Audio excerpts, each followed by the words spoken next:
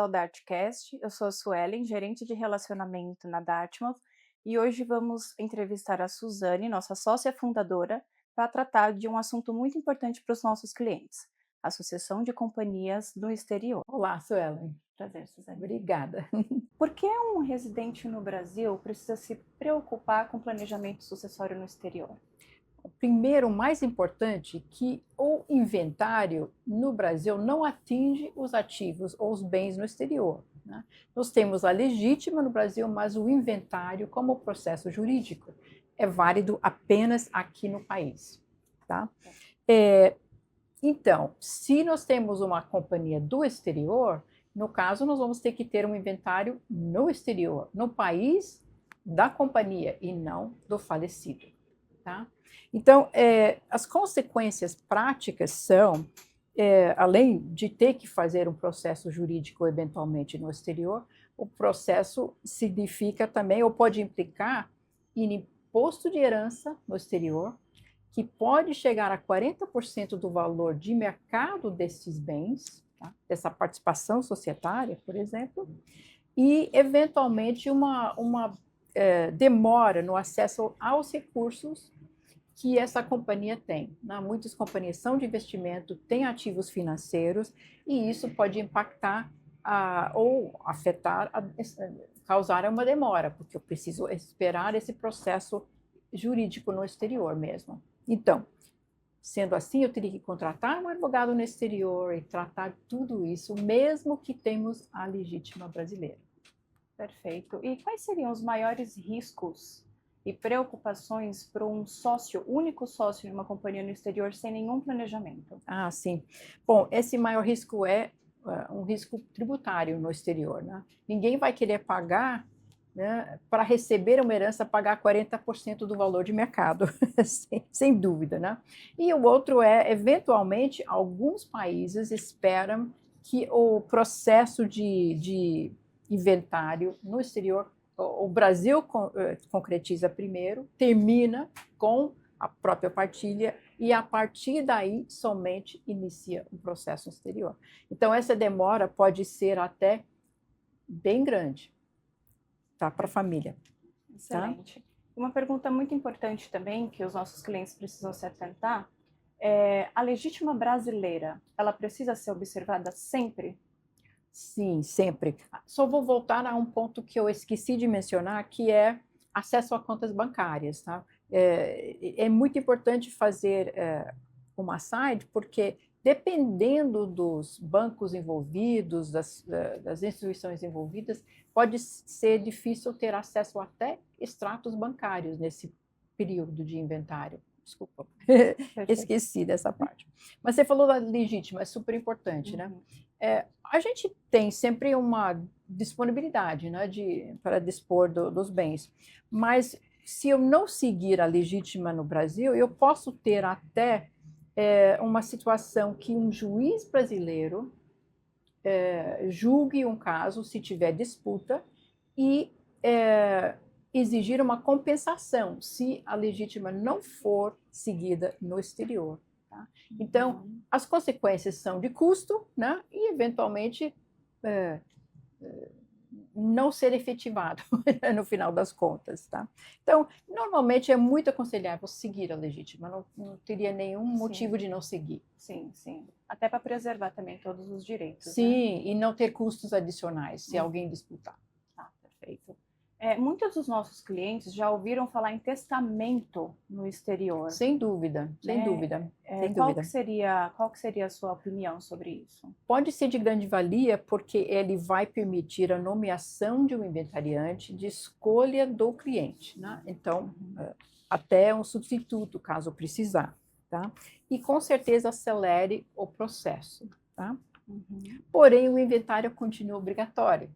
Então, eu posso fazer um testamento, sem dúvida nenhuma, e eu, dentro do disponível que eu tenho, eu posso até, então, mexer com essa parte e indicar quem vai ter uma participação e em que percentual dessa companhia no exterior, sem dúvida.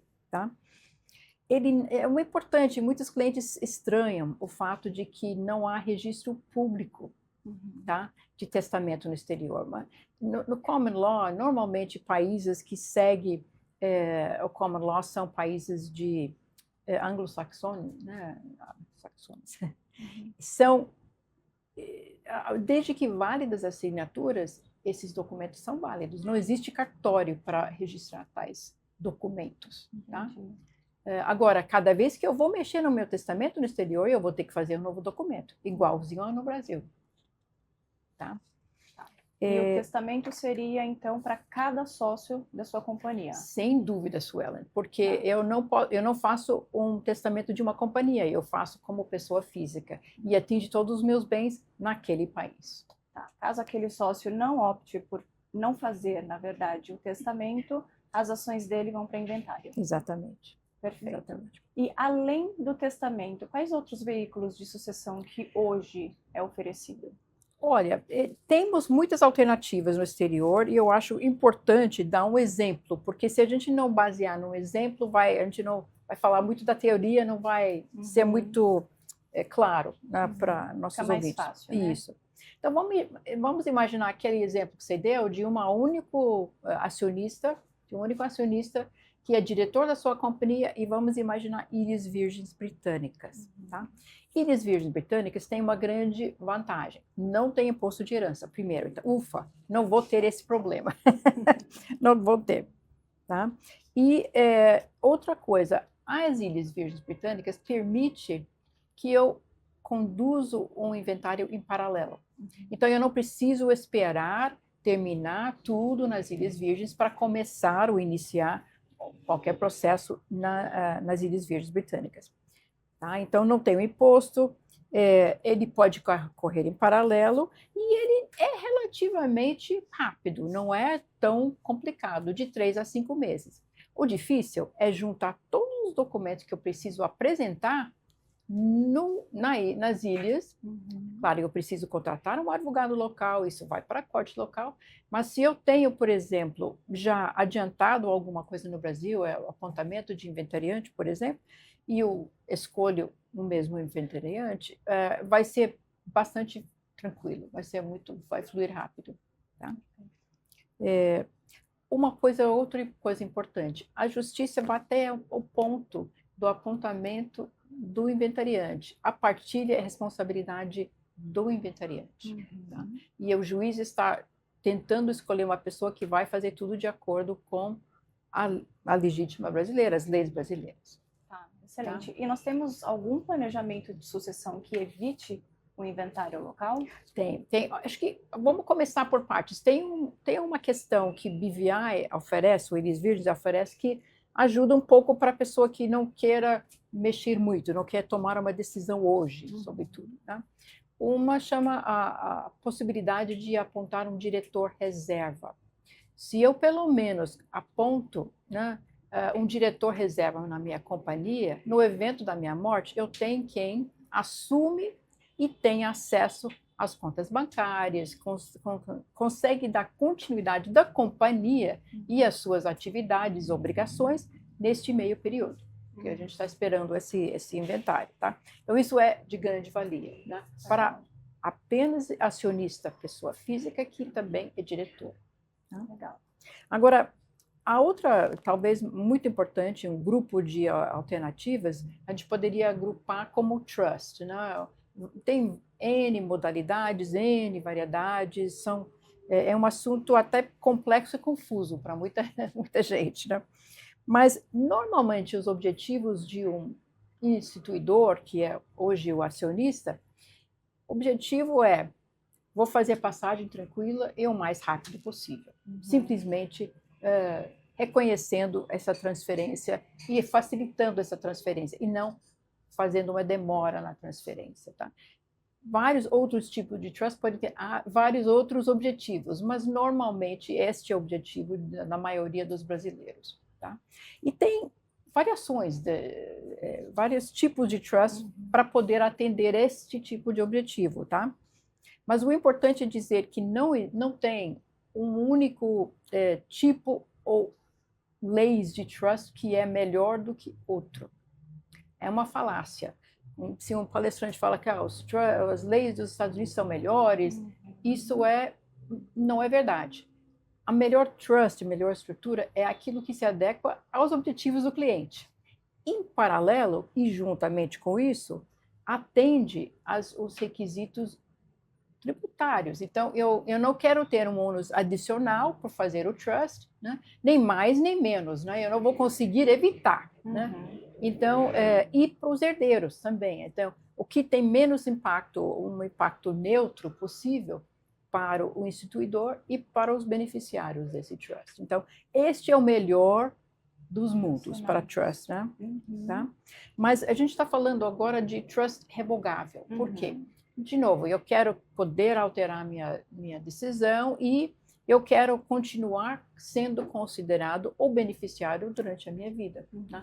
O dinheiro é meu, né? Então, é importante para o cliente o instituidor, saber, né? o instituidor, que ele tem esse controle independente de ter um veículo de sucessão à parte. Isso. Então, Dartmouth oferece especificamente para esses casos várias modalidades. Nós podemos fazer um trust muito simples, Dartmouth sendo o fideicomissário, né, o trustee, e isso sendo uma pessoa jurídica, então o instituidor tem tranquilidade que tem uma pessoa jurídica que vai ser titular das ações, tá? Que vai passar essas ações para ele. Só que em vida ele é o primeiro beneficiário, ele diretor, ele continua controlando a companhia durante a vida. Uma alternativa seria, eu vou querer colocar algumas condições e não fazer a transferência tão imediata. O trustee, nesse período de transição, então ele age com um pouco mais responsabilidades. É bem simples. E o terceiro seria não ter um fiduciário, ter amigos ou pessoas de confiança ou membros da família como fideicomissários, como trustees, tá? Junto com o próprio instituidor, para assegurar que haja alguém vivo para repassar e transferir essas ações para quem deveria receber, os herdeiros. Tá? Então, são bastante simples e não deveriam, vamos tentar manter os mais simples possível para esses objetivos do cliente, porque normalmente assusta pensar em perder controle, né? Sim, com certeza. Realmente são assuntos muito importantes que abrangem muitos aspectos que tem que observar, né? Para o cliente estar seguro de que vai ter uma transmissão tranquila, menos burocrática para os herdeiros dele, né? E notei isso muito com seus clientes também, né? Isso, exatamente. Então, nós orientamos sempre para o cliente que ele tenha em vista que tem que ter esse planejamento sucessório para uma passagem mais tranquila dos bens, né, dos clientes para os filhos. Tem algumas outras alternativas, são variações do tema, e vale a pena mencionar o que alguns clientes seus fizeram, Joint Tenancy with Rights of Survivorship, ou seja, uma cotitularidade onde as pessoas são solidários, né, os sócios, nas mesmos certificado de ações, nas mesmas ações, e um sobrevive o outro em 100%, e cada um é solidário no 100%. Tá? O problema disso é que não tem equivalente no Brasil, né? Então, pode ser confundido como se fosse uma doação, né? Ou uma transferência, uma antecipação de uma herança, especialmente quando se envolve filhos. Tá? Então, tem que tomar cuidado e ter uma consultoria local para isso. É sempre recomendado que tenha a observância de um advogado, né, por trás, ou o contador que assessore o cliente, porque realmente são aspectos fiscais aqui no Brasil que pode ter alguma entrave no futuro, né? Então, a gente sempre recomenda mesmo que tenha esse cuidado. Existe a opção, mas também existe a cautela, né? Tem também uma alternativa de fazer uma doação, né, de uma parte da companhia com retenção de poderes econômicos e políticos, ou seja, direito a dividendos e direitos de voto. Tá? Isso pode ser muito interessante, tá? Quando se pensa em fazer uma doação. Tá? Isso requer uma alteração do estatuto, isso requer alguns cuidados nessa redação para espelhar aquilo que se deseja e não atrapalhar questões tributárias e não atrapalhar questões de legítima aqui no Brasil. Né? Tá.